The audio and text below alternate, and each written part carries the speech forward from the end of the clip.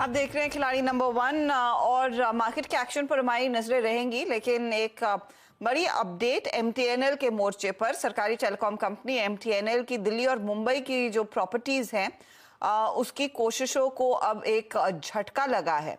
Delhi development authority ने 50% profit share की मांग की है, जबकि महाराष्ट्र सरकार ने कुछ प्रॉपर्टीज को बेचने की मंजूरी देने से सीधा इनकार कर दिया है। तो एक बड़ा सेटबैक ऑफ कोर्स है एमटीएनएल के लिए।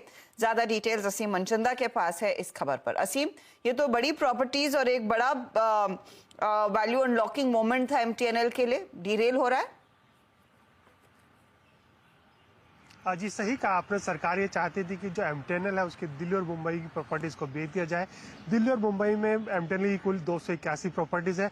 अगर मैं सबसे पहले दिल्ली की बात करूं तो दिल्ली में बहुत सारी प्रॉपर्टीज हैं जो कि डीडीए ने लॉन्ग टर्म लीज के ऊपर एमटीएनएल को दी हुई हैं। तो उसने इसको लेकर के ऑब्जेक्शन जताया। उसने कहा कि ये सिर्फ एमटीएनएल को यूज करने के लिए दी थी। अगर एमटीएनएल इसको बेच रहा है तो उसको पॉलिसी के मुताबिक जो भी उसको प्रॉफिट होगा उसका कम से कम 50% डीडीए को देना पड़ेगा।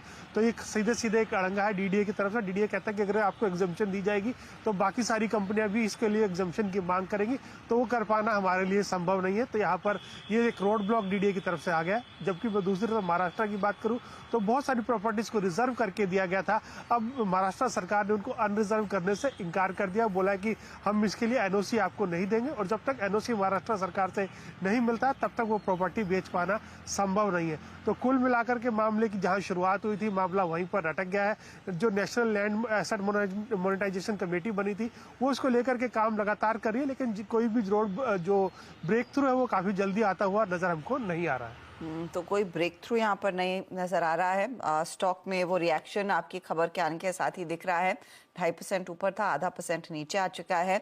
एक मेजर सेटबैक की बड़े पैमाने पर जो प्रॉपर्टी बेचकर जो सरकार रकम कमा सकती थी और होपफुली उसका कुछ अंश शेयर होल्डर्स को भी मिलता डिविडेंड के तौर पर, वो नहीं होगा, क्योंकि डीडीए ऑफ कोर्स अपने हिस्से की मांग कर रहा है और साथ ही साथ महाराष्ट्र सरकार अप्रूवल नहीं दे रही है।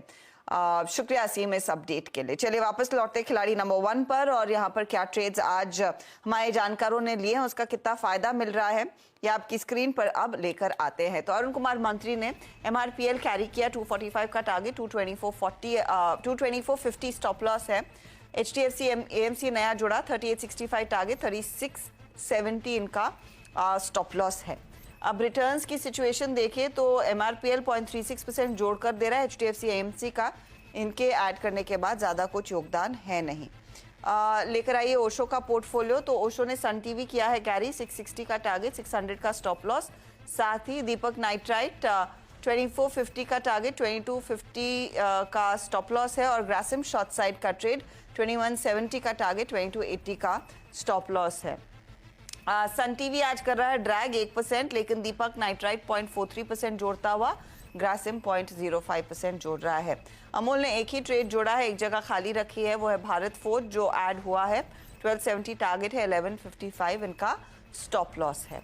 रिटर्न्स की सिचुएशन देखेंगे तो भारत फोर्ज करीब 0.44% जोड़ रहा है।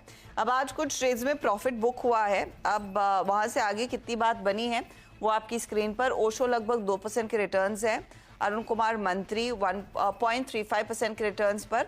अमोल जो -3 पर कल दिन छोड़कर गए थे अब -1 पर है, तो वहां पर इनके पोर्टफोलियो में भी रिकवरी देखने को मिली है। वो शॉर्ट साइड का फायदा इनके हाथ लगता हुआ। ये आपके लिए ताज़ा तस्वीर खिलाड़ी नंबर 1 की। कोई भी बदलाव अगर हमारे जानकारों की तरफ से आएगा, और वो आएगा ज़रूर, क्योंकि अरुण के पोर्टफोलियो में एक जगह खाली है और साथ ही अमोल के पोर्टफोलियो में भी एक जगह खाली है। नए ट्रेड्स क्या होते हैं उसका एक अपडेट हम लेकर आएंगे 1 बजे के कार्यक्रम में, और ऑफ कोर्स हमारे सोशल मीडिया हैंडल्स पर भी वो जानकारी हम शेयर जरूर करेंगे। Good luck to you gentleman.